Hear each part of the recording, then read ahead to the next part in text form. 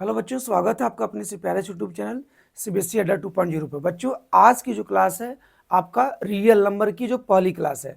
बच्चों, आज हम लोग रियल नंबर में सबसे पहली टॉपिक जो कि डिविजिबिलिटी पर हम लोग बात करेंगे। क्लियर है? सबसे पहले हम लोग डिविजिबिलिटी को समझेंगे। डिविजिबिलिटी को अगर आप लोग समझ लेते हैं तो जैसे √2 को इरेशनल प्रूव करना, ठीक है, इसको जब मैं सॉल्व करूंगा तो आपको हर एक बात समझ में आएगी।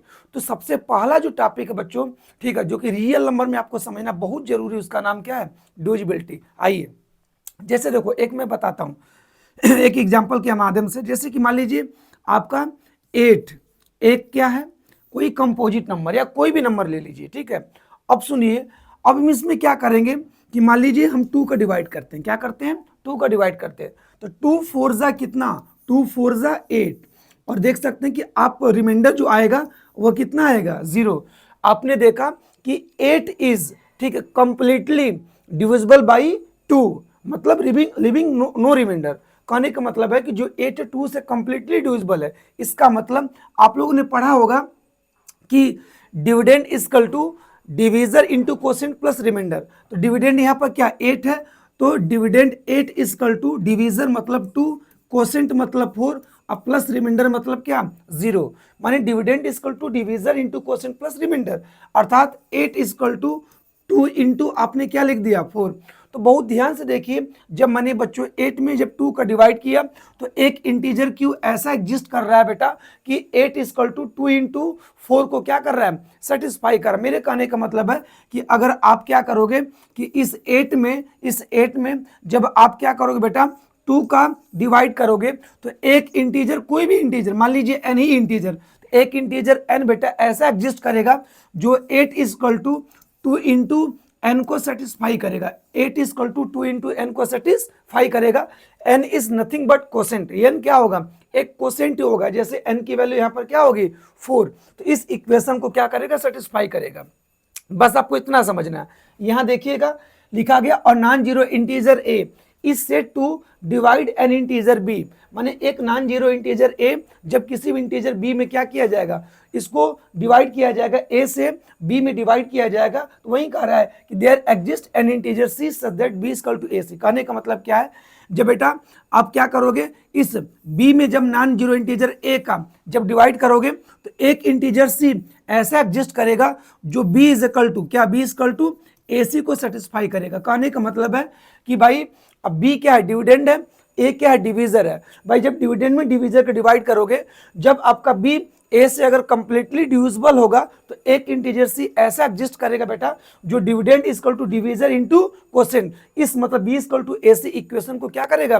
सेटिस्फाई करेगा। तो मेरे कहने का मतलब है कि जब बी डिवाइड्स, क्या बोलो, B is divisible by A, ठीक है, तो आप लिख सकते हो B equal to A into C. C क्या है भाई? कोई भी इंटीजर मान लीजिए। मेरे कहने का मतलब थोड़ा सा और समझिए। जैसे मान लीजिए 2 डिवाइड्स मान लीजिए यहां पर कोई इंटीजर सपोज ए लिखा गया। 2 किसको डिवाइड्स कर रहा है? ए को। तो आप लिखना चाहो तो इसको लिख सकते हो, ठीक है, कि A is equal to 2 into C. C is any integer. अगर ऐसे लिखा है 2 डिवाइड्स ए, तो आप लिख सकते हो ए इक्वल टू 2 इंटू सी। देखो 2 डिवाइड्स किसको कर रहा है? ए को। इसका मतलब सी, मान लीजिए कोई ऐसा इंटीजर एग्जिस्ट करेगा जो 2 ए इक्वल टू 2 इंटू सी को क्या करेगा? सेटिस्फाई। बहुत ध्यान से देखिएगा, यहाँ पर 2 किसको डिवाइड्स कर रहा है? ए को। इसका मतलब सी एक ऐसा इंटीजर जरूर एग्जिस्ट करेगा जो ए इक्वल टू 2 इंटू सी, इस इक्वेशन को क्या करेगा बेटा? इस इक्वेशन को क्या करेगा? सेटिस्फाइड कराएगा। मैं आपको इतनी सी बात समझा रहा हूं। तो कल के डेट में अगर कहीं भी लिखा हो कि 3 डिवाइड, देखो ऐसे अगर सिंबल खींच दोगे, ऐसे लाइन खींच दोगे, इसका मतलब डिवाइड्स होता है। या तो आप डिवाइड्स लिखिए या तो आप क्या करिए 3, इसका मतलब होता है डिवाइड्स। मान लीजिए ए, अगर 3 डिवाइड्स कर रहा है ए को, इसका मतलब आप ए इक्वल टू 3 इंटू सी लिख सकते हैं, जहां सी कोई इंटीजर है। सी की जगह एन डालिए, पी डालिए, कुछ भी डालिए, ठीक है, वहां पर वो कोई इंटीजर एग्जिस्ट जरूर करेगा। इसका मतलब 3 अगर डिवाइड्स करेगा ए को, तो आप ए इक्वल टू 3 इंटू सी लिख सकते हो, ठीक है। जैसे देखो मान लो 5 अगर डिवाइड्स किसको कर रहा है? ए को, तो आप ए इक्वल टू 5 इंटू सी लिख सकते हैं, जहां सी क्या होगा? कोई इंटीजर होगा। किसी इंटीजर के लिए ये आपका ए क्या करेगा? 5 को डिवाइड करेगा। थोड़ा सा और समझाता हूं, ठीक है, अगला पेज लेके, ठीक है, देखिए ठीक, अगला पेज मैं आप लोग लेके और समझाता हूँ। जैसे मान लीजिए यहाँ पर लिखा गया बेटा कि देखना 5 डिवाइड्स 25, 5 किसको डिवाइड कर रहा है, 25 को। इसका मतलब कि 25 इज इक्वल टू 5 इंटू सी, माने कि 25 इक्वल टू लिख सकते हैं 5 इंटू सी, जहां सी कोई इंटीजर होगा, सी इज नथिंग बट क्वोशिएंट।